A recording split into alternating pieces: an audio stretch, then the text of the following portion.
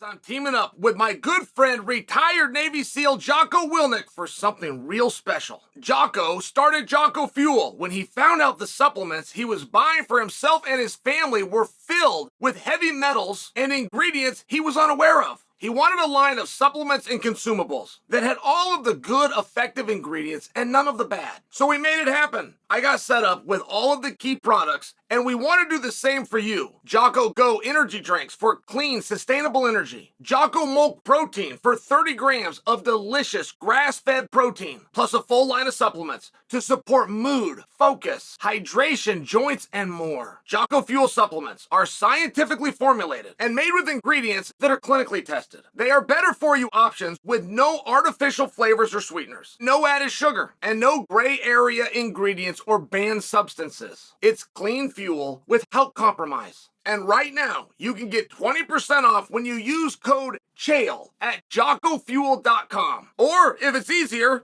just click on the link below. Ciryl Gane and Tom Aspinall are getting back into it. Now,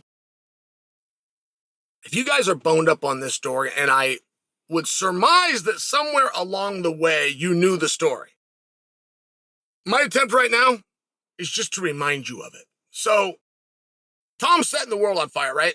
But Tom is behind Ciryl at the time of this story. Tom is behind Ciryl. Ciryl is, and it has already been, a world champion.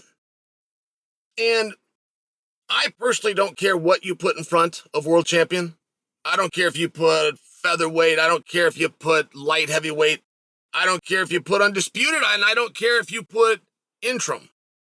If it ends in world champion, that means a lot to me. And I think many others, but I'll just speak for myself. But you want to know who else that means something to is Tom. And the reason we know that is that's the same thing that his world title belt says, right? So I'm just sharing it, and it is important that you understand at the time of this story, positioning and who was where. Because Ciryl was in front of Tom. Tom had been out and injured. Ciryl was fighting in main events on pay-per-view, just for example. Okay. Well, Tom shows, even the night that he got hurt, he was the main event, over Patty the Batty, over Molly, over all of them in a sold-out arena. When he comes back from an injury, I'm still talking about Tom, but he's still the main event, and that arena's still sold out. And so Tom is proving that he's very meaningful, and he's got a real good reputation going. And that's getting started, and that's getting spread by none other than Michael Bisping. But that's a big voice, man. That's a big carnival barker to have in your corner. And Tom lays out the plan. He says right there in the closing moments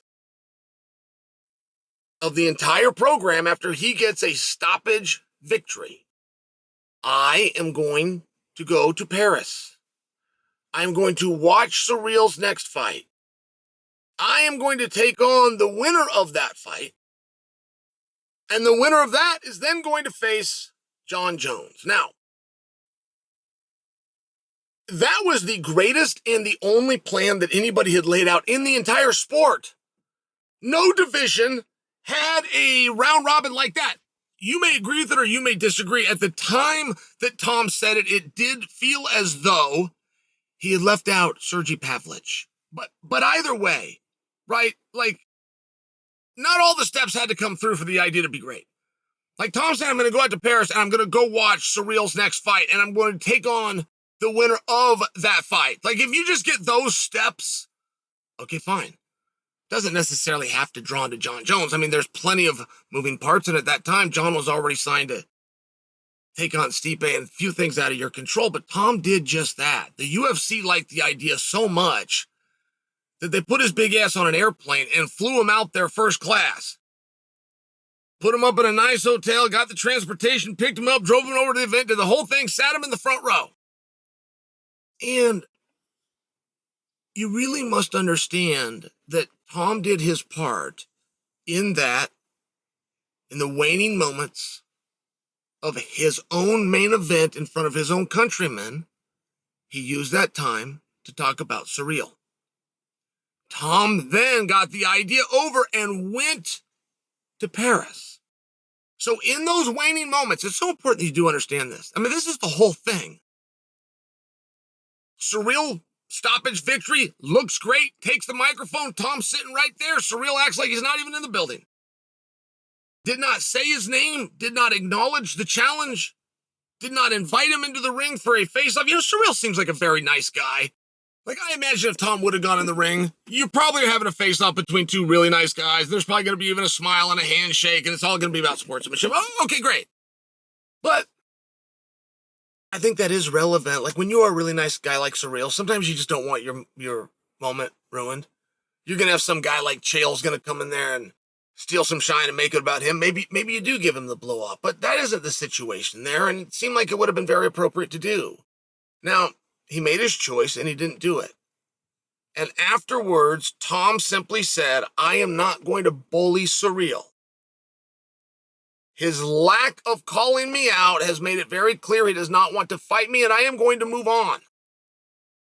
Now, whether he said that as a way of getting the fight or he meant it, either way, this is now the statement. Oh, and guess what? He did move on right into Madison Square Garden world title fight opposite Sergey Pavlich, who, even according to me, is the one guy that was left out of that equation. Tom gets the jump on him, and all of a sudden, Ciryl would like the fight.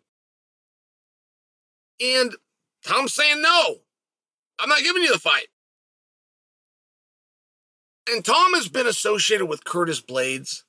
Curtis called Tom out. Tom liked that idea. I think Tom might have even gone first. And now Ciryl is talking about Curtis Blades.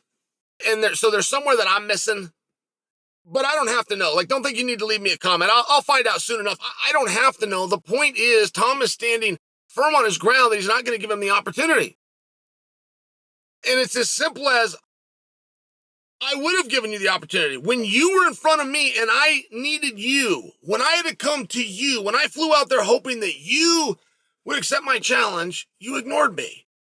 And now that I'm in front of you, I'm returning the favor, which is to not do you one. And I'm only bringing that to you because